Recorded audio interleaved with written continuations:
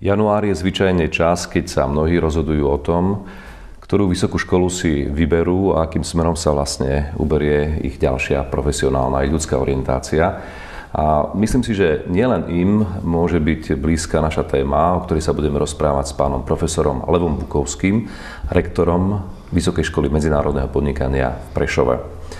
Pán profesor, vy ste známa osobnosť akademického života na Slovensku. Dlhé roky ste pôsobili na verejných vysokých školách. Prečo ste sa rozhodli ísť práve týmto smerom, uplatniť sa na súkromnej vysokej škole?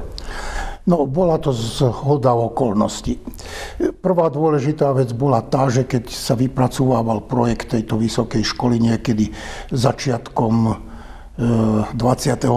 storočia, tak ma požiadali zakladatelia o pomoc pri príprave projektu. Tá práca bola zaujímavá a zdalo sa mi, že veľmi ako rozumne reagovali na moje pripomienky a akceptovali ich. Takže potom som školu sledoval celý čas, že či ten projekt sa naplňa. No a nasledovala zhoda okolností v roku 2010. Verejné vysoké školy majú také nešťastné zákonodárstvo, že nech je profesor v akejkoľvek kondícii schopný v určitom veku zo školy musí odísť. No a v tom momente som musel odísť. Takže sú tu také osobné dôvody, limitovanie vekom.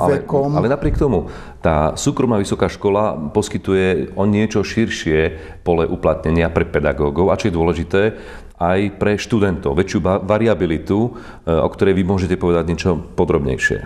No tak ja som v prvom rade sledoval, že či tá škola spĺňa to, čo sľubovala o svojich projektoch. Áno.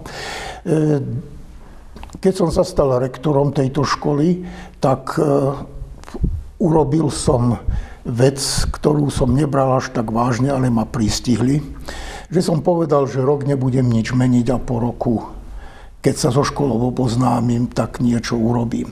To sa aj stalo. Ja som skutočne ten rok školu intenzívne sledoval, aby som poznal nie len učiteľov, ale poznal aj spôsob práce.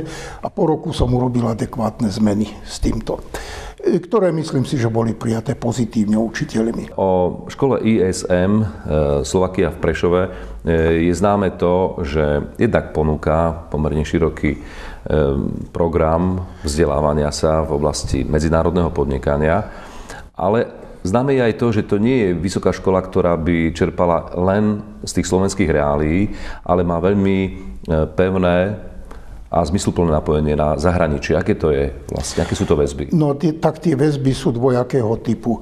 Prvá základná väzba je taká, že tá škola už vznikala, a to bol aj dôvod, prečo som pomáhal pri projekte s radosťou, vznikala v rámci siete škôl riadenej z nemeckého Dortmundu. Dá sa hovoriť, že je to vlastne ako keby nemecká vysoká škola na Slovensku. Čiže know-how dal Dortmund. My sme to len prispôsobovali v tom projekte našim zákonom a našej legislatíve vôbec. Znamená to aj niečo pre študentov, napríklad, že môžu využívať prechádzanie do zahraničia? Prechádzanie do zahraničia, to je väčšinou v rámci... A jazyková bariéra? Nie, jazyková bariéra, no to môžem povedať.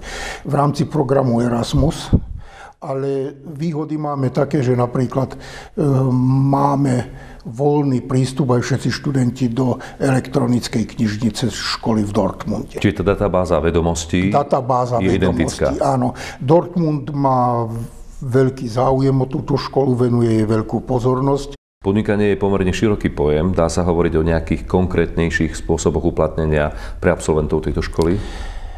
No, my sme sa zamerali na to, aby sa absolventi uplatnili v regióne. Ten Prešovský región patrí k najchudobnejším na Slovensku, takže niekedy možno to uplatnenie je komplikované, najväčšia nezamestnanosť, ale aj celá príprava študentov, aj nejaká vedecko-výskumná činnosť je zameraná na región. A čo je povzbudzujúce, že majú záujem školy a pracovníci z druhej strany regiónu, spoza Karpat, Poliaci, a tam je veľmi úzka spolupráca. Táto vysoká škola má zhruba asi 1000 študentov, áno. Takže určite sa nedá hovoriť o nejakej malej škole tohto formátu. Vy ste mali tú možnosť porovnávať, byť na školách, ktoré majú status verejnoprávnych a na tejto súkromnej.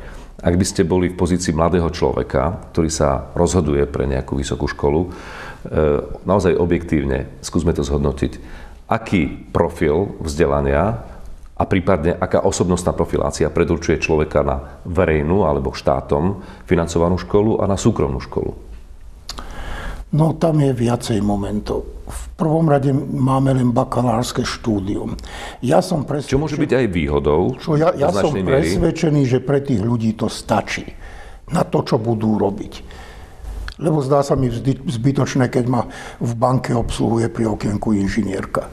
To nie sú využité vedomosti, hej? Možno ako nejaký medzistupeň v kariére. Áno. Hoci viem o tom, že sa pripravuje aj druhý stupeň vysokoškolského štúdia. Áno, to pripravujeme. Takže tí, ktorí sa stanú študentami teraz, tak už budú mať zrejme aj túto perspektívu. Ale aj druhá vec je taká, že naši študenti bakalári bez problému sa dostávajú na iné školy, na magisterské štúdium, čo znamená, takže tá kompatibilita je. Kompatibilita je, ale znamená to asi aj tú kvalitu. Že... Ale nepredurčuje to účasť na súkromnej vysokej škole, môže zo súkromnej ísť aj na štátnu. Môže. Vráťme sa teda ale k tomu, aký mladý človek, s akou profiláciou, s akým zámerom a záujmom by si skôr mal vybrať tú súkromnú a ktorý za skôr tú štátnu. Na prvom mieste nie je otázka verejná alebo súkromná, na prvom mieste je zameranie. A naša škola má zameranie, ktoré nie je na Slovensku dostatočne pokryté. Čiže ťažíme z toho. Rozhodne nie je také, je tu kvalitná ekonomická fakulta na Vysokej škole technickej, hej, ale na Technickej univerzite, aby som ich neurazil. Ale tá má iné zameranie. Takže nie sme si konkurenti, dokonca povedal by som taká neformálna spolupráca dobrá. Takže to je ten prvý moment. Že keď má človek, ten mladý študent záujem o to, čo chce, tak si vyberie asi ISM Prešov. To znamená, že ak niekto naozaj cíti, že jeho životným záujmom je podnikanie, a pritom nemusí byť úplne determinované, že v ktorej oblasti, tak urobí dobre, ak si zvolí túto školu. Ak niekto napríklad chce byť lekár alebo právnik, tak určite si vyberie školu, ktorá je zase takto zameraná. Ak niekto chce byť bankový poradca, tak si nás asi nevyberie. Hej? Ale keď chce podnikať, tak ja si myslím, že aj to bakalárske štúdium stačí na to, aby sa naučil tie základné veci, ktoré má vedieť. A zameriavame sa na región. Čiže aj výuka sa niekedy dotýka problematiky regiónu, pretože tí absolventi väčšinou buď nám uletia do sveta, a keď sú takí schopní, že sa uplatňujú inde, tak oni sú flexibilní na to, aby sa prispôsobili, ale tí ostatní, ktorí zostanú v regióne, tak musia sa tomu prispôsobiť a musia využiť to, že ten región už zo školy poznajú. Ak by ste mali z tých všetkých argumentov, ktoré hovoria v prospech takejto školy, vybrať ten najzásadnejší, taký kľúčový, ktorý aj z vášho pohľadu je dôležitý, čo by to bolo predovšetkým? Prečo si vybrať takúto školu? No to, čo som povedal, záujem o túto problematiku, pretože tá inde nie je, aspoň na okolí.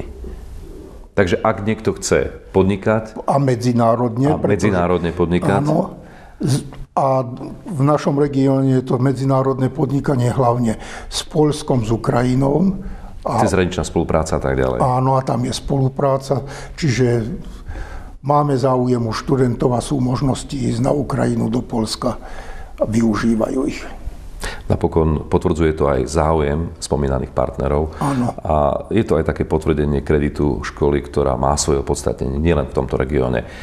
Ja vám ďakujem za návštevu v štúdiu a pripomínam, že našim hosťom bol pán profesor Lev Bukovský, rektor Vysokej školy medzinárodného podnikania v Prešove.